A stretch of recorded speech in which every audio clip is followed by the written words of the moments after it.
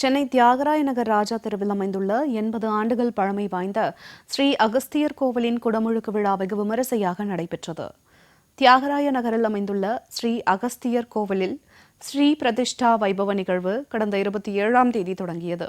இதில் விக்னேஸ்வர பூஜை, மகா சங்கல்பம், ஸ்ரீ மகாகணபதி, அஷ்டலட்சுமி, நவகிரக ஹோமம், ஸ்ரீ மூர்த்தி ஹோமம், திசா ஹோமம் வளர்க்கப்பட்டு பூர்ணாஹுதி பிரசாதம் வழங்கும் நிகழ்வு நடைபெற்றது. பின்னர் ஸ்ரீ அஷ்ட சுதர்சன ஹோமம், பூரணாகதி, வாஸ்து சாந்தி உள்ளிட்ட நிகழ்வுகளும் நடைபெற்றன.